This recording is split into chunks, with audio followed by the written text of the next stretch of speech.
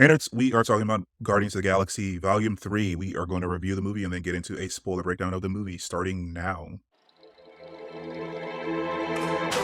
Welcome to Nerd Social. I'm Nathan. I'm Jhon. And I'm Colin. Hey, so this is, of course, written and directed by James Gunn. The spoiler-free logline of this movie is, and Marvel Studios' Guardians of the Galaxy Volume 3, our beloved band of misfits are settling into life on Knowhere, but it isn't long before their lives are upended by the echoes of Rocket's turbulent past. Peter Quill, still reeling from his loss of Gamora, must rally his team around him on a dangerous mission to save Rocket's life, a mission that, if not completed successfully, could quite possibly lead to the end of the Guardians as we know.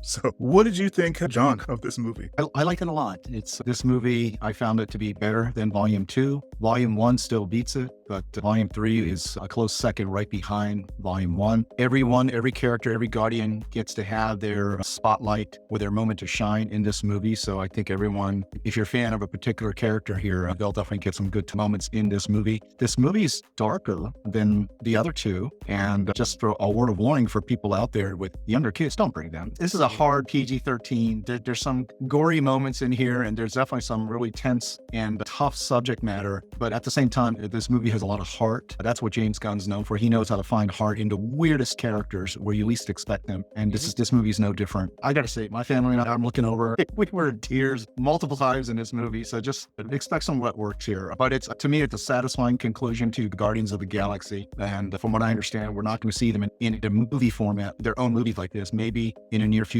Which ones that might come in and support other characters in other movies where they're not the headliners. But then again, this is, I thought, a very fitting conclusion to Guardians of the Galaxy. Yeah. Colin, what do you think? Yeah, I tend to agree with most of what Jhon said. I think that for the most part, it was a solid movie overall. I think that the action was really well done. Definitely a lot less colors than Volume 2. Volume 2 had a lot of bright colors, whereas Volume 3, there were definitely colors introduced and weird things that were introduced. And also the examination of, like you said, of Rocket's past is really interesting. I think that that was already going to be baked in anyway. This is way back before I think even Thor: Love and Thunder was being produced. So I think that there's definitely some characters that I'm definitely more attached to now because of Volume 3, and the quality of the characters were much more of these certain characters, and we'll talk about it in the spoiler review part of it, that really got a lot more moments. There's also surprise cameos here and there that were really great to see. Some of them are very obvious, some of them are not as obvious, and I really did enjoy that as well. So overall, very solid movie, definitely a very big summer movie. It definitely had a feel of a summer movie as well. So it was a really excellent start to summer movie season. And to address some things about the greater MCU, I think that, is it the best since Endgame? I mean, I would have to take a look at that again, because there's still some solid movies, I would say, between Endgame and Volume 3. And then in terms of like the rankings and stuff like that, I probably will have to reserve judgment until I watch it again. I'll probably watch it again this weekend. So that's my initial thoughts on it. Yeah, I teed you up to talk about this without giving the context, as if this was just another thing that we're reviewing. But this is, of course, against the backdrop of a lot of the most recent MCU movies being a bit mid, and this was not that. Right. I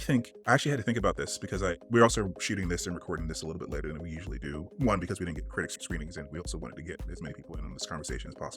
I think that it is the best movie since Endgame, and I actually was thinking about Shang-Chi, which I think is a really good movie, but it doesn't necessarily, it's definitely like a first movie where it has weird third act problems. Whereas this isn't a perfect movie by any stretch of the imagination. It's not perfect, but it's very good. It was so good because I've been burnt by Marvel when going to the theater over the last year a lot, that I was like checking myself. I was like, am I enjoying this movie? I think I'm enjoying this movie. I think it was like, it's almost over. I'm still enjoying this movie. It's a really good movie. I think that it actually even is better for me than Wakanda Forever because of a couple things. James Gunn has, since the beginning of the Guardians movies, has been able to get Marvel Studios not to push him to put a bunch of Easter eggs for other things in his movies, and he's continued to not have to do that in this movie, whereas I feel like Ryan Coogler wasn't able to push them off. I think that movie would have been tighter without all the other MCU stuff. Also, it was like a tribute movie, which I think the other MCU stuff is what weighed that movie down, whereas that stuff is not in this movie. So that's why it ekes out a win for me in my mind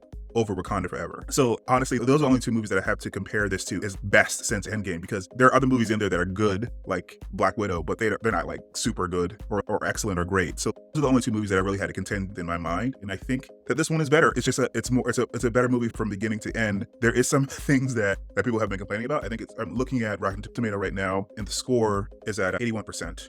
Which I think that it should be higher than.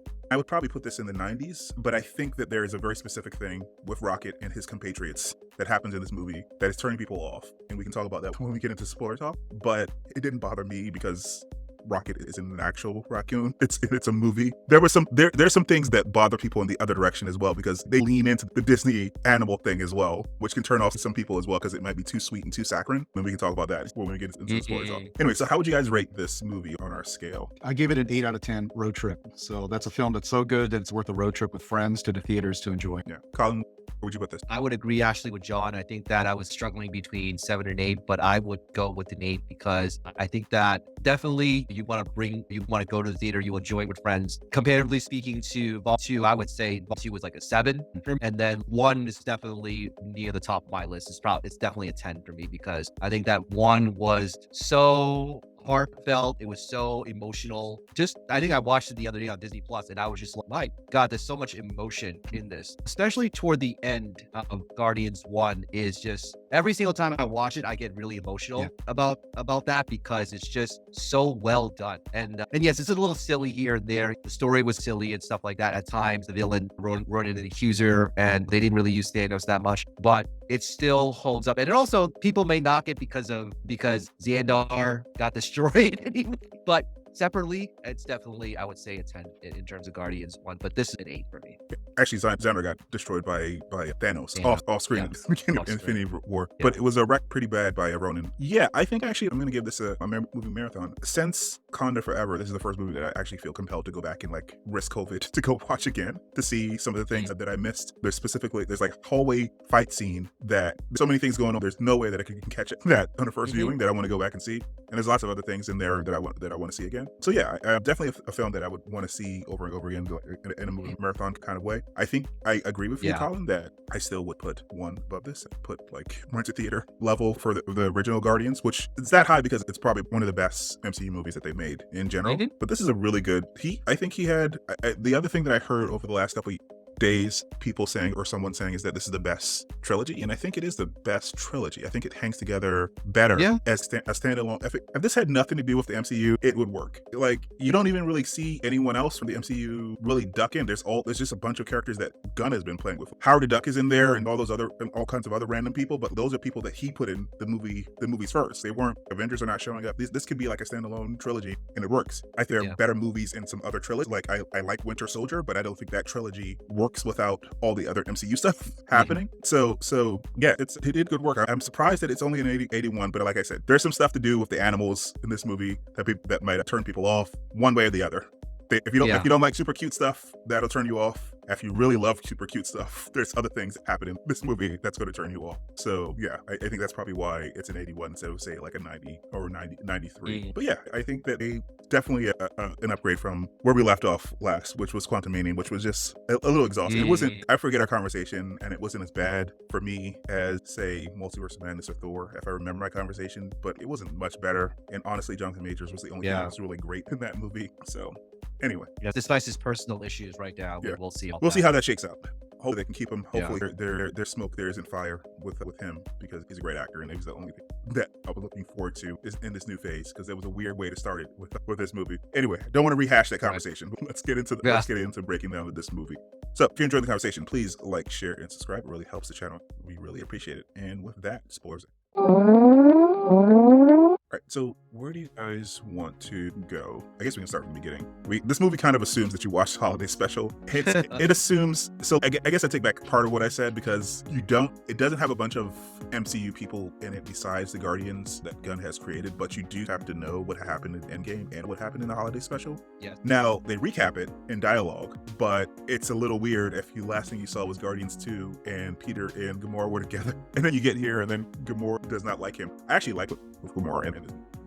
because I thought she was a little soft in the way that he wrote her in the past. So he actually got a chance to rectify her and actually make her like the most dangerous woman in the galaxy. And you could see her hard edge shoot that person just to show that we mean business. She's and also the person who would beat Nebula over and over again, even though she was being experimented on every time she lost. You could see that person in this movie, whereas before you would get all those nods to who she was in the past, but she never got to act that, be that. So I appreciate that change. Anyway, yeah, it's definitely a different Gamora.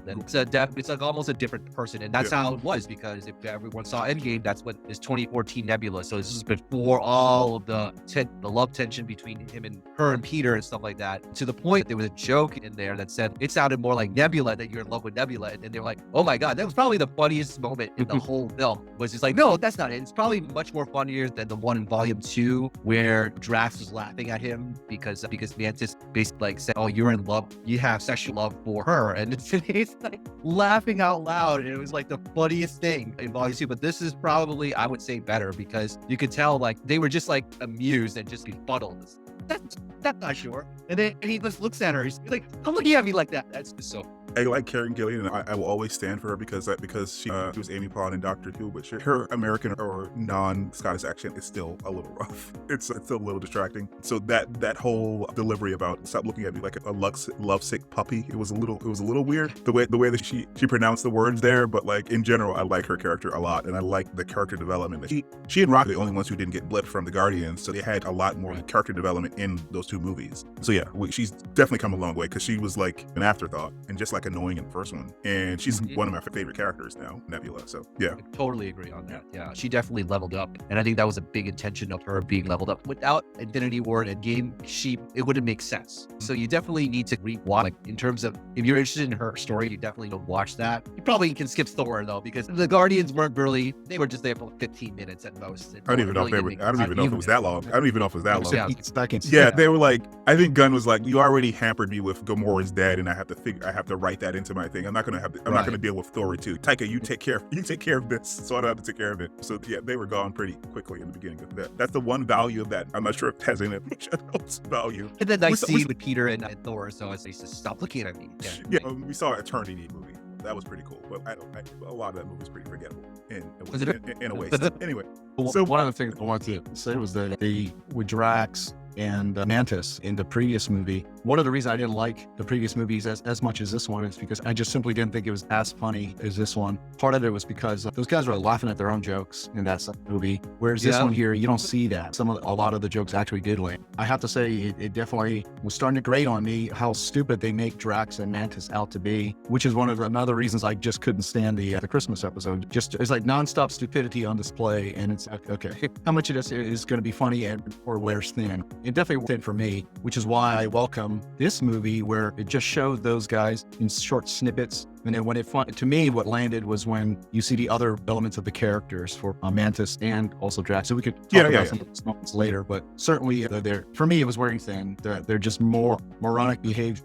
Honestly, I know it's supposed to be there as the punchline, the funny parts, but it's definitely worth thinking of. I don't know that. So Nebula complains about their stupidity a lot, and then she has it at a certain point, and then Mantis has a rejoinder, and we can get to that later on. Yeah. But I don't know that Mantis is as dumb as Drax. I think she doesn't have as much experience in outside of, and she alludes to this at the very end of the movie, which is why she makes the decision that she makes. It's like ego to them, and that's her whole life. That's been her whole life. So I think she's just not. So I think there's a different level there, but yeah. It could be annoying if they didn't have their moments, and I think they all had their moments. Anyway, so I guess we can run through some of the stuff that starts here. So Gamora's gone, and we start the movie off with actually a flashback of Rocket being pulled out of a cage, subject 89P13. We see the High Evolutionary's hand, and we see, Rocket learned his creator's goal is to create a counter-Earth, and he was in a cage with his friends, or people who become his friends, Lila, Teefs, and Floor. Is that all at the beginning? I forget how much we actually get to see at the beginning, and then we end up in Knowhere after that, right? After the credits, right? They show those flashbacks throughout. I mean, there are more flashbacks after that, but I think that this is So we do see the beginning of his process, his transformation, being plucked from his litter. He's the one raccoon who doesn't shriek away. He's the one who actually looks toward the hand, which is also pretty interesting. So anyway, we get to Knowhere, and this is another thing that is from the holiday special. So if you didn't see that, I guess you catch up in this movie that this is their headquarters. There's of the dead Celestial. So Peter's still reeling from Gamora. which is a little weird. I wouldn't say that there was no character development since the holiday special, but I feel like he was happy that Mantis was his sister, and he was like, this is a great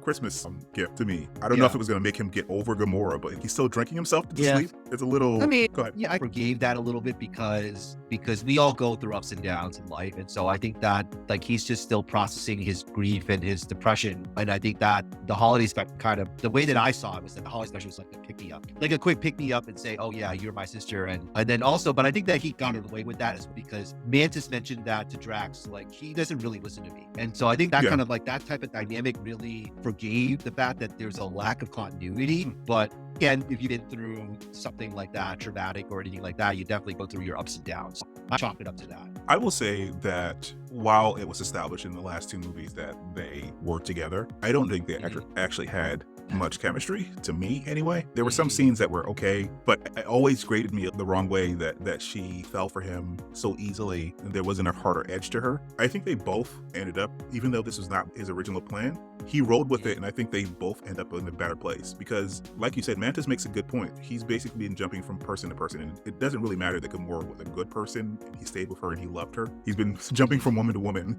trying to fill the woman that he lost when he left Earth, basically, fill the hole. And he really should deal with his self before jumping into something else. And I think that's a better place to leave him than in yet another relationship. I think she's left off better as well because she has that harder edge and she seems to have another family with the Ravager. So I think it wasn't his plan, but I think it worked out better for those characters. I like their ending better than just having them together. Yeah, I agree. I agree with that. I think that's it also, from an actor standpoint, so Zadana said that she's probably doesn't want to do this again. So it leaves the character in a good place. And also it respects the fact that, these are two separate people and they can. She's a different, she's not who she was before. No. And you still have to respect that. You can't just be like, oh, they had moments here and there. They hinted at it throughout the movie. There was the part where she took out a picture of Peter and her grandfather. His grandfather was, so there were moments where they hinted me the flame is rekindled, but I think that Gunn made a very good decision to keep them separate because again, she had her different experiences. She has different type of personality than the Gamora that we knew from the Infinity Stone. I also think it would have cheapened the death of Gamora in Endgame. All your memories are back and you remember that you love Peter. It's like, what's the point of that sacrifice? What's the point? It makes the whole Thanos story weaker if she isn't really dead. He didn't really have to sacrifice the person that he loved. So I think it was a good choice not to try to reverse that. But anyway, he's grieving. He's heavily grieving. And then we get the other thing that I forgot to mention in our reviews. I actually applaud the music here. Like in the first movie, he tried to keep in the 70s, the second movie, the 80s. Here, because he got the Zune at the end of the second movie with music all the way up to the 2000s, there he can, this third volume, you have music from basically whatever he wanted to play that was interesting. I forget what's playing when Adam shows up, but Adam shows up. It was Radiohead. It was Radiohead. Okay. Oh, yeah. So that wasn't Creep. So Creep was actually what Rocket was singing. He was singing it when they were taking Peter to the bed.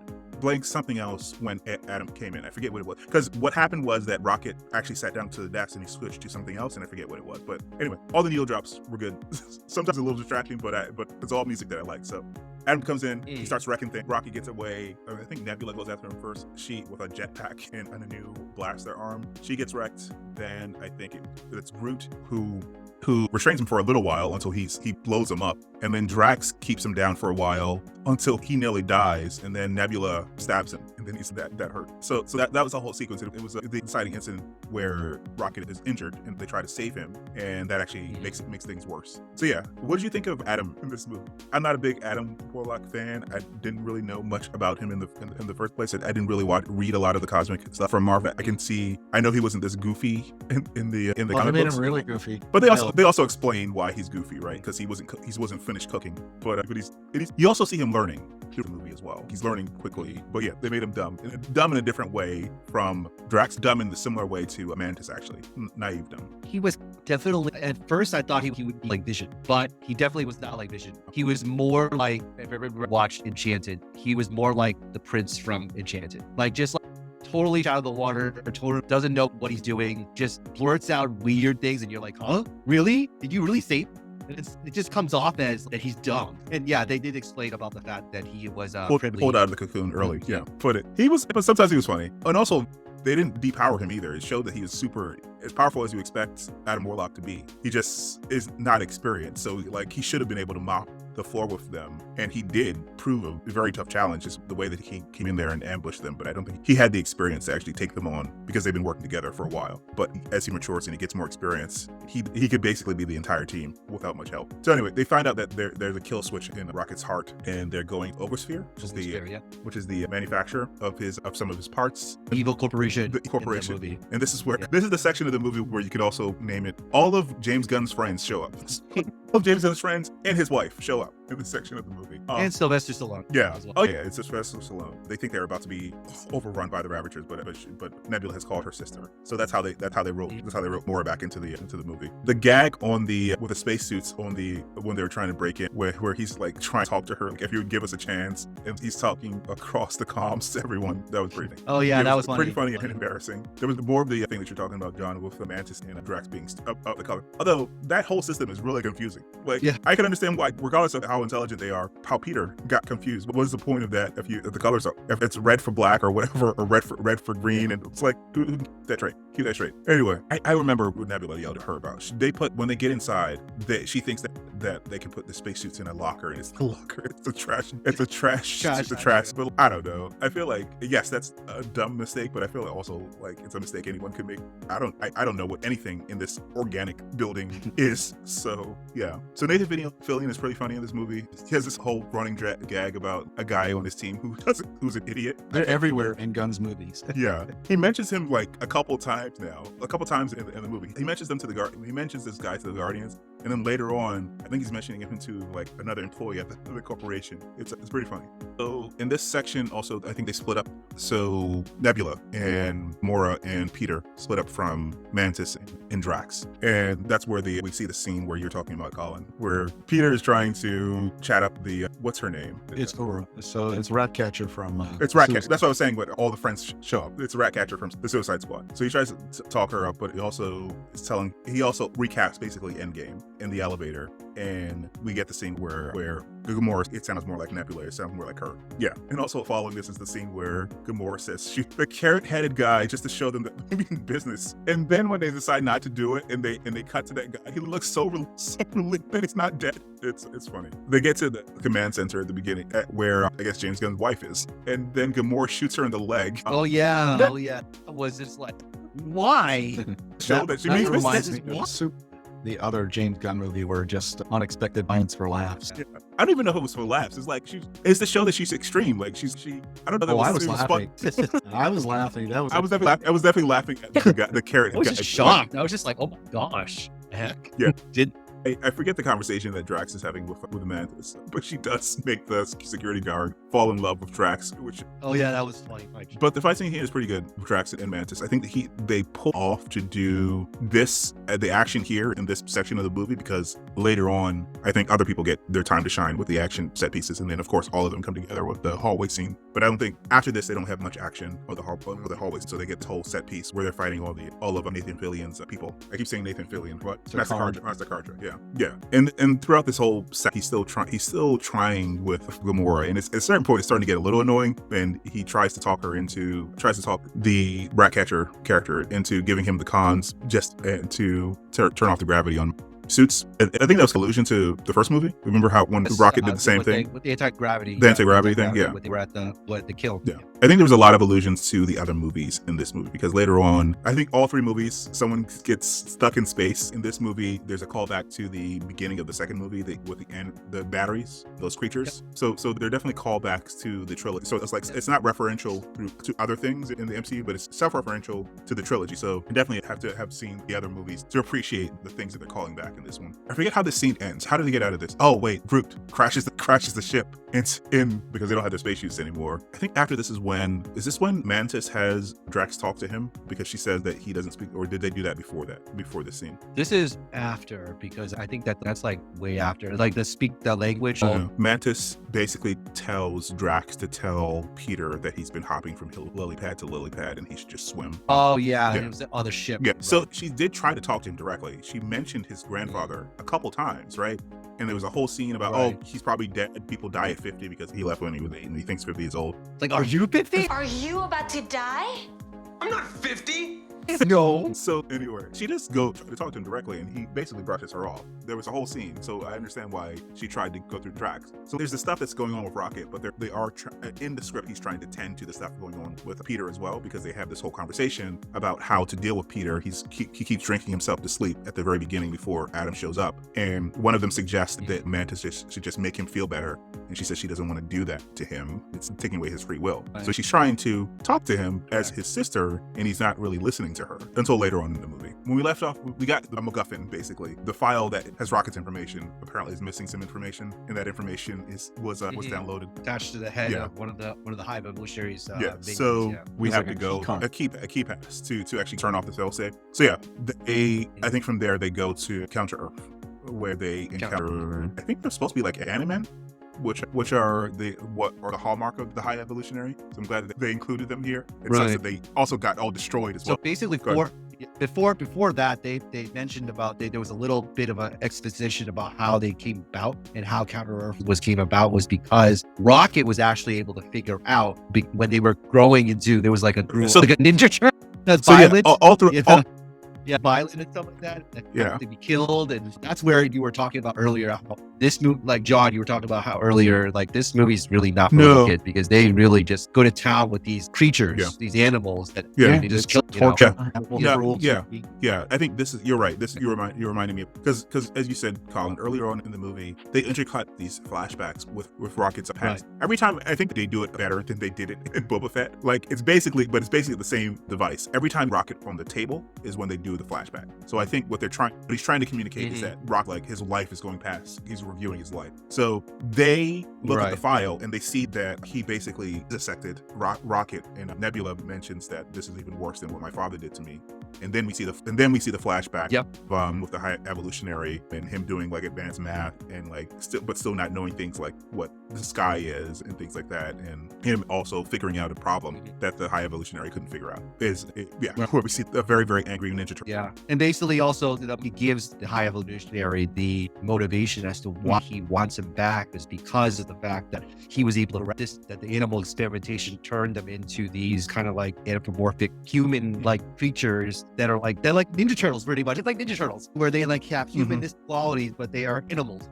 And so he was able to figure them out without turning them violent, basically. And so he was like perplexed as to like, why is it the fact that this creature that's not one of my best batches is able to figure this stuff out, and I can't even figure it out. So that was his obsession throughout this whole movie, and his motivation as to why he wanted.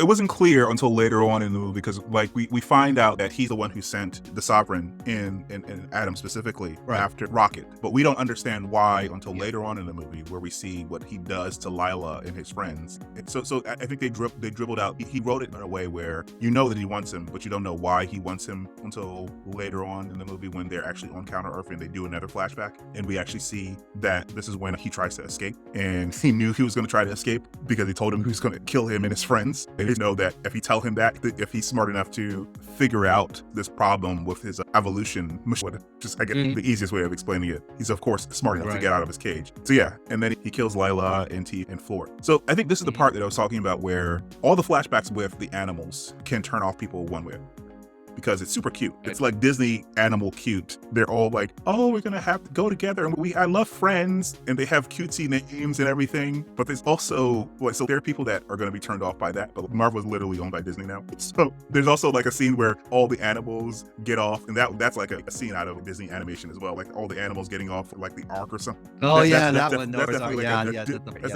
later on. Sort of thing. I can understand that turning some people off, but again, it's a Disney owned. Well, let's not forget the part where when he does attack the high evolutionary, we see later on the results of what he did. That reminded me of something straight up like an R-rated movie. I'm surprised that they were able to drop that, and also Peter saying the F-bomb in this movie. They went up straight to the line of the PG-13 to show his face like that, and the F-bomb. So but was the F really necessary at that context? So I don't know. I don't know. I don't know about like it was just funny. It was like, and I think this is the only movie that they actually did this. They cut it off every other time, and technically they could put it they could put one in every single PG-13 movie that Yeah. they make, but they haven't until now. So the other thing that I was going to say that can turn off people is all the animal cruelty. Like people who don't have an issue with all the cutesy, we're friends stuff, might have issues with those friends getting murked like in terrible ways. And not only that, but like obviously that Rocket was tortured. His head does not look anything like his head looked like before. So he obviously broke his skull in multiple places and put it back together. You could see other things, but you could see specifically that like he obviously took his, like I said, vivisection. He took the skin off of his hand and put like mechanical parts in it. You can see some of that stuff. And for people who like are really big animal people, I can see that being a turn off. But and I like animals. These aren't real animals, so it didn't. So yeah, I think that part is definitely going to be for those individuals that are not into that are squeamish really about love animals and really want to be part of, really like care for them and things like that. And even for me, I care for them, and it's just really disheartening. And it also, they were mentioned, I think it was mentioned online about even Crag very cruel to Cosmo. Yeah. So even Cosmo's that our bad dog. like Yeah. it's like hitting the line. Yeah. Like, but I can see. I mean, other people might say it's no big deal, but then there's other people, their dogs would be like, that's not the right I thing to say. understand, but it was obvious where they're going to end up with him. It was, I don't know. It was funny. It was funny to know how you guys thought about that running joke. Like they only said it twice. Like he said she was a bad dog at the beginning of the movie, and then when Peter checked in with him on Knowhere, they were playing cards. I think he said it again, and I think that what sells it as you feel a little bit bad is the delivery of the actress who was in the Borat movie. She seems so tough. She was great. So in the like Borat broken. movie. He's calling her bad dog, but it's like I think she says the Soviets sent me into space and they knew I wasn't going to survive. But it's worse that he called me bad. God, so sad. Yeah, she really sold it, and I'm like, and I just felt really bad. I'm just like, when she said that, I'm like, that's such a cruel thing for you to say. Crap, you know, what the hell's wrong with you? If you watch any movie, he's going to say "good dog" at the end when she came in and saved the day. So I don't know. Well, she did save the day as we get to the end with the Noah's Ark. She said that. She was holding. I think everyone got there. It was not just that moment. Like they wouldn't have been able to get off without her holding the entire ship. She has very strong telekinesis powers. Can't imagine that ship was anyway light. So we're on Counter-Earth. We gotta go back to Counter-Earth, and we see all the Animen, and they land this giant ship. Like his ships get bigger and bigger. Now I don't think that the Milana, which is his first ship, was as big as a house, and now this one is as big as like a city block or half a block. It was ridiculous. It's like the way they landed it, so that it didn't actually land on top of anyone's house, but it was very close. It was very close. I was shocked. At this point, I guess it doesn't really matter given what happened to them and everyone else on that planet. But yeah, their introduction to the was pretty funny. People with them throwing rocks at them, and Drax throwing the ball way too hard back at the little girl. I don't know. What did you guys think? What did you guys think of this section of the movie? The Animen stuff before they actually get to the High Evolutionary Pyramid? It was just more about, I guess, another set piece for some comedic moments. Especially when they got into the house of that one family, all the bickering that they had, and then of course leading up to the car. If they get out to the car and Nebula's having problems trying to, he drops the F-bomb. So to me, it just looked like James Gunn was just piecing together all the different comedic moments or scenes where he could really wring out some comedy in those scenes, and he definitely spent time in each one to do that. I didn't really care for the Animen people, but at the same time, he showed that these were people. They were people. They had actual lives and everything, and you saw one family who had children, and there were a bunch of children. Like he destroyed the entire civilization.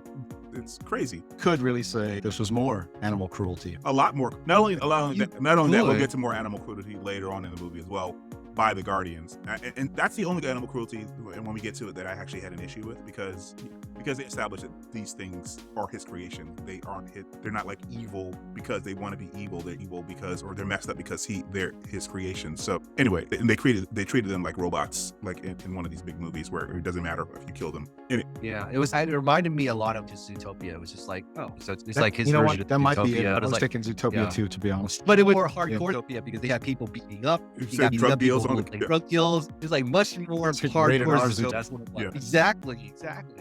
But we did get to see Adam. They showed a little bit about Adam and his mother, and that is the Sovereign. Was she the Sovereign Queen? I don't know what her title was, but yeah, she was the head of the Sovereign. So they brought her back. Oh, I forgot one guy. So Chukwudi Iwuji, who's the High Evolution. I guess he really is. I didn't know how she was in real life, but they definitely played that for laughs, right? Yeah, they played it for laughs, but I think that he's that short. I think he's 5'11", but she's very tall. She may be short, but she's really tall too. In real life, she's 6 feet tall, and she was in heels, and he had to step up to her get on her. Not to get on her level. He wanted to be able to yell down at her. So they put a box right. It was funny. It was funny. Yes, that was a funny gag that we saw. We also saw how Adam was able to catch up with them again. Gamora wants to be dropped off, and Nebula is like, yeah, we don't have time to do that. He's about to die. And Gamora is like, I'm family. And Nebula says, so is he. And you can see, like I said, they're the only two that survived the blip. So they actually had 5 years of bonding in addition to whatever time that they had on the ship after Guardians of the Galaxy 2. So in the holiday special, you saw that she got him Bucky's arms, which is why he gave her the arm upgrade. So you can see it wasn't a throwaway line. I think she actually does care for him like family now. Like I said, Nebula at this point is probably one of my favorite characters of the Guardians. She calls to the Ravagers, and since she's calling to the Ravagers, and the guy that she's calling to has been incinerated by another gory scene, right? Yeah, just show him that we mean business. Just, okay. Yeah, and he literally overkill. Borrowed it from Taika with the melt stick. Yeah. It's a similar scene, but not exactly the same. It's more him like being a doofus. It's funny he says that it didn't feel good. So that's what I was talking about, like him learning and growing. He could have killed any of the Guardians at the beginning of the movie, but the fact when he actually does kill someone, he actually feels remorse from actually doing it. That's also, he bonds with the guy's pet as well and starts to feel empathy for the pet as well. So you see him, even though he's undercooked, starting to get with it a little bit as the movie progresses. So yeah, they go to the bat. People tell them that the scientist is at the pyramid. So they go there. Nebula, Peter, and Groot go there. And we don't know what Peter's plan is until a couple scenes after that. But Nebula is told that she has to stay outside because she basically is a weapon and they can go inside. So I guess their scanning technology can't like scan inside a bark or whatever, can't stand, because he had a lot of weapons.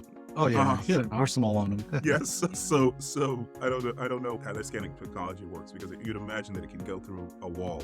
Maybe not. And don't forget at the entrance when Nebula was stopped. So to me, another Ninja Turtle reference. It looked like Bebop and Rocksteady were. Yeah, right? Yeah. I think that definitely was. All of those mutated things that I guess were part of Batch 90 that weren't working out before Rocket figured out that thing. I think he repurposed as like foot soldiers, as mutated foot soldiers that were hyper angry. So yeah, we see a bunch of those things at the entrance, but we definitely see them when he releases them at the end of the movie. So yeah, we have the villain monologuing thing between Peter and him, the High Evolutionary. I forget, is there anything in that scene that's worth pointing out besides Peter pointing out that this isn't a utopia? Doesn't seem like a utopia, and the High Evolutionary saying, yeah, it doesn't, and which is why he's going to destroy the planet. Yeah, he kicks off the destruction right away, pretty much. Yeah, which is, again, crazy. And I think this is around the time that Adam doesn't show up right now, but this is around the time that Drax makes a stupid decision and decides that he wants to go and help. I rolled my eyes every time he did something. Yes, he's going to go and help. He takes Mantis along. On the motorcycle, yeah. He just basically whacked that person, the character, out with the motorcycle. Let's go. Let's just go. No, I promise. I'm just going to the ship. No, we're going straight to the... Yeah, so that's when, after they leave, is when Adam shows up and tries to steal Rocket. Gamora fights him on the ship. And also the High Evolutionary sends, I forget whether or not Rocksteady was the Rhino or the Warthog. Which one is it? War Pig. The War Pig, yeah. So he sends the War Pig to go in and take down or go and get Rocket. That actually was voiced by, I think it was Judy Greer. Yeah. It was the pig. Yeah, it's like, we're on the same side, and he's like, I have to save my civilization. He rips her head off. That was like, whenever they killed one of those supposed monstrosity things, War Pig, like you said, was the character. There's the times I was like, I'm not sure if I'm with that, because we saw a scene earlier on where they were basically experiments, just like everyone else is an experiment. Why is it okay to like dispatch with them? So anyway, yeah, I forget how he best him. Oh, I think she went out the back of the ship and then came around to the front of the ship. Basically, it goes right back into the ship because she sees destruction all around there. Yeah, to take off. But she doesn't know how to fly. Yeah. So the plan being, but this is also the point where Peter and Groot escape with the guy that they need. I think this is the one person that they killed. Like one person that wasn't like a half animal hybrid. Like they ripped the thing out of his head, and I don't know if they shoot him, but I think they drowned him in the water. No, he was already dead because they landed on top of him, jumping out of the spaceship. And as they're heading towards the ground, he skids across the ground. They're using him as cook. But he's already dead in the water, and then they're ripping the thing out. And again, that whole sequence is, oh my gosh, that is like pretty, gruesome. Yeah, graphic. graphic. gruesome. It's pretty graphic. It's terrible. I thought he was still alive when he was in the water, when he was talking to him. But It didn't look like he was alive to me. I could have sworn his eyes were like blanked out because he looked dead. I don't know. But if you didn't think he would, right after that, like I think the ship or an explosion happened or something like that. After he pulled the thing out of his head, there was one of the explosions, or either the ship came and hit him or something like that. Because that's when they get on the ship and they realize that Drax and the Mantis aren't on the ship, and they were going to circle back around to get Nebula, but they're over on the ship where they think that Groot and Peter is inside. Not a lot of good communication. This is the show, like the misfits, like they work well as a team, but they're not like a well-oiled machine. They're not like the military or anything, because it's like ridiculous that they're not what they're supposed to be. But yeah, they nearly get frozen in space. It was like a hint to what was going to happen later on with Peter, until Drax pushes down the door and they get inside, and there's a force field there, and then they see all these people, these kids who are supposed to be, I don't know what batch this is, but this is his new experiment. Sure. After his batch 99 didn't work. What is her name? The people that are Fire-Vels. So they're surrounded by the kids. They're put into confinement by the High Evolutionary, and then we go back to the ship where they actually save Rocket with the information, and then Rocket comes back and they have that very heartwarming scene. Well, actually before that, he sees the afterlife. He actually does die. Right. He does die for a little bit, and he sees Lila and Teefs in floor. I didn't actually see this. I didn't catch this when I was watching the movie, but I caught it when I was watching something else on the internet.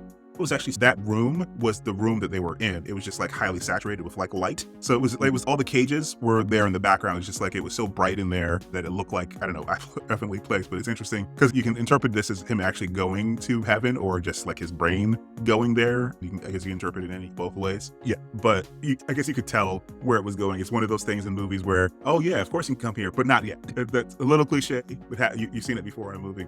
And then they had the embrace in the thing. I think this is also where Gamora slowly melting as well. She's not going to turn into old Gamora, but like seeing them, how much they went through to save him, she understands them a little bit better through some of these actions. And the fact that she actually risked anything to try to save him from Adam in the first place shows her progression through this movie as well, because she has a little bit of an arc in this movie also. So yeah, then we get into the third act, which this is the only part of this movie that I had a little bit of an issue with. Like I said, all the war animals, and it was a lot of CGI. And it wasn't as bad as like the end of Shang-Chi, where there was just a bunch of CGI, because there was a bunch of character moments dotted in there. One of which being the confrontation between Mantis and Nebula about them being dumb, and she like being fed up with them being dumb. And then Mantis is like laying into her, all you guys are broken except him. So stop laying into him, stop calling him stupid. I like him because he's stupid. And Slade and Drax is, but did you call me stupid? And she does use his powers to make him forget that. I thought that was interesting, her selective use of her powers there. But it was to save his feelings. But yeah, she said he's the only person doesn't hate himself of all of you. So it's interesting that you also see her progression. Like I said, she's not dumb like he is. She is naive, but she's learning, I think. So yeah, in this section we get the character moment that he gets, where they figure out that he can speak the language of the kids, and he connects with the kids, and they use that later on. Yeah, it's funny how he retorted and said, "You never asked me if I knew there was." Yeah, because she doesn't assume that I'm dumb, but I'm not really that. Yeah, kind of, exactly. Kind of like retort. Yeah. So she again, I think everyone gets a little bit of an arc. She sees him in a different light, and she, I think at the end, specifically says that you're not Drax the Destroyer, you're Drax the dad or Drax the father. So yeah, she sees him, or sees his work. A little bit dressing down from Mantis to get her there, but also actually seeing what he was good at as well helped her get there. So yeah, we also see Mantis actually got two good moments. She got that. Of course, everyone got their individual in the hallways, and she gets some cool there, but also she get the monsters, and I forget what what they were called. Yeah, she uses her empathy powers to get them to calm down, so they're not devoured. But either Nebula or someone else in that scene makes the point they eat batteries, they don't eat people. Max made that point. Yeah. So yeah, this is when he connects to Knowhere, and we don't know what the plan is going to be. But that we needed Drax to tell the kids to get off of the starboard wall, and then we find out later on that's because Knowhere is coming in, and it's going to shoot a hole in the starboard wall so the kids everyone can escape. So the Guardian ship, the Bowie, was just a distraction for a flanking maneuver. So yeah, as I said, there's all these points where they're super incompetent, but they also are highly competent in other ways. So they have smart plans. His escape plan was smart. Their plan to attack the pyramid was smart. So yeah. They just have poor organization and poor communication skills sometimes. So yeah, this is where the end of the movie, like I said, we get the swarm of all the war pigs kin, all the other animals swarm into Knowhere. That's the point. I don't know how you guys felt, where it was just like a bunch of like computer generated images. CGI images on the screen, like in space and also in Knowhere, swarming around. Parademons. Exactly. Parademons, Ultron robots. This basically. But like I said, like, Sorry. I will say that this was right after a scene where we see people mutinying against the High Evolutionaries. Like, the Yes. second in command says, you are obsessed and we are going to lose everything, and they try to mutiny against him. So it made me feel worse that they are just cutting down all his people, because they obviously they're not following him out of slavish devotion. They were following him because they had the minds. He killed a bunch of them. There might have been a different way to attack the problem. Because the other thing that is a little bit annoying to me is that when they get to the hallway scene, when Rocket says, I'm not going to run anymore, when they go down that hallway, they specifically have Peter shock all the humanoid looking people, but all the animal hybrids get like cut in half and like slaughtered and stuff like that. So that was weird. That was definitely weird. So it was super weird to me. Part of it is probably because they're cybernetic. They can say, oh, we can get away with that because they're cybernetic beings and stuff like that. So we can just kill it. Doesn't matter. I don't know, man. Like earlier on in the movie, when you give Will Frigg's voice to Judy Greer and then you pull her head off, like I said, from then on, when they started killing those things, I felt a little weird about all of them dying. But I don't know. This is also the point where we actually get to reveal that, like you said, Jhon, that was a mask, because they all confront the High Evolutionary and they beat him up, and then Nebula, Gamora takes the mask off, and we actually see they all get their shots in on him and avenging their friend who was experimented by this guy. And we earlier on in the movie, we see that Rocket attacks his face, but we didn't see that it was this bad. But yeah, he took his entire face off. I think this is after it's after he shot Lila, but also after his reinforcements, Floor and Teefs are also dead. That's when he like loses it and rips his face off. Yeah. Right. And then I think there's a scene when he goes back and goes to the cage. Is that after he decides to let him live? He actually, that he's a raccoon? Is that after or before? That's after. The humans are saved. They get to Knowhere, and then he decides to go back for all the animals. For all the animals, yeah. Yeah. I don't know. I think he was trying to make up for killing all the Animan and also slaughtering all the half robot monsters people, saving all the animals that are unadulterated. But I don't know if it makes up for killing an entire civilization on screen. Anyway, there's a lot of animal death in this movie. Like pretty much exclusively the things that die are animals in some, the Animan and then all the cyborg animals. So right, and of course Teefs, Florid, and Lila as well. So a little gruesome there. And then we see, and again, another callback to the first movie. Everyone gets off except for Peter, and then he drops the Zoom, and then he goes back for the Zoom. Similar to the first movie when they're trying to escape the prison, and he goes back for his Walkman. So he nearly dies for this thing again. I thought they were going to kill Peter. At this point, what did you think? Because like this head starts to blow. Showed up. Again, you see his face get all deformed. I thought he was a gunner. Adam Warlock comes and saves him from floating in space. By then he's already frozen and what do you call it? Imploded or whatever. Yeah. I don't know why he didn't have his mask from the first time. That's I'm not right. sure. The nano mask. It's weird. Yeah. So I don't know why they didn't. Did he lose that mask? I can't rember. I don't remember either. If he lost it, he might have. Probably. Or he lost it when he was fighting Thanos. Thanos was breaking everyone's stuff. When he was beating. Oh yeah. It could have been during that time because he did have it in Guardians too. I mean, it's possible Thanos, like he left Tony with basically a fifth of a suit after it was done. It's possible that he ripped it off of him. But yeah, I thought it was dead. And then they do this basically the painting where God is connecting to Adam. It was basically to make that for a second. I thought he was gonna give him some of his power or something. The way that they framed it, and then he just kept going and grabbed him. It was funny. So yeah, and that's pretty much the end of the movie. We see Kraglin, like I said, figure out the Ariel, and then Cosmo kill more of the animals with her powers. But yeah, they decide to go their separate ways. Well, a lot of them go to separate ways. Like he eventually decides to go back to Earth. Gamora goes back to the Ravagers. Mantis, who knows where she's going to go, but she's going to go with those three creatures. And then Draxon and Nebula are going to be taking care of Knowhere, and Rocket's the new head of the Guardians. And yeah, so it's interesting that they end there because it's definitely a goodbye feel, and it reminded me a lot of Return of the Jedi because of all the celebrations and stuff like that. It reminded me so much of that. So that he borrowed a lot from Star Wars. It's interesting that there was some type of finality that was there that was pretty well done. I would say in terms of finality,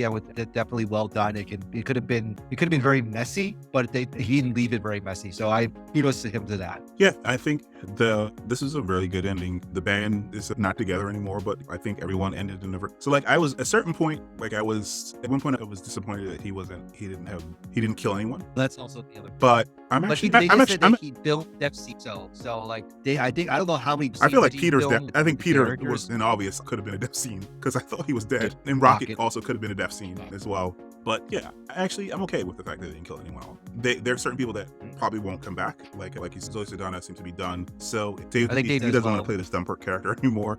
And also, like he was able to not have be shirtless in this one, which also he's starting to age out of. He says it's to try to get his body in that kind of shape. I think he's in his mid-50s now. Yeah, I think so. He's not going to get any smaller, but to try to keep that definition on your skin when everything's sagging as you get older is probably a lot of, I don't know, Hugh Jackman, I'm not sure. Like they must be paying. They must have backed up dump trucks of money up back to his house for him to do that to his body, because I think he's older than David, he said at this point. So yeah, so he's out, but everyone else can show up again. Probably not as Guardians, but in like other. I definitely want to see more Nebula. And the only person they actually say is going to come back is the legendary Star-Lord at the very end. But they want to keep it open for him to come back, because I think that for that, whether or not he's going to appear in some of the more space-based things or not, whether or not it's going to be like when they wrap up the Avengers, they probably would want him to come back.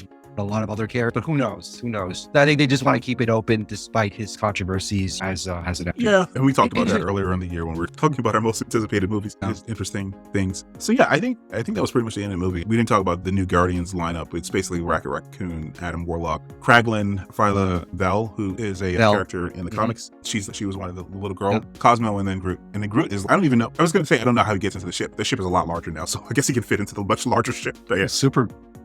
He's bigger than his father ever was. And the sense that I got from his father's design is he was like hundreds of years old. I'm not sure how he got so big. Maybe it's just the energy of the people around him or something. I don't know. He did mention at the very end, I think it was like, I love you, I love all of you, or something like that. So he didn't really say I anymore. No, so the way that I read that scene, and I guess I skipped ahead to that credit scene, post-credit scenes. So notice that throughout the movie, Gamora's arc is like softening a little bit and understanding what the value of the team. And also throughout the movie, she's like, you guys are just messing with me. He's just saying, I am Groot.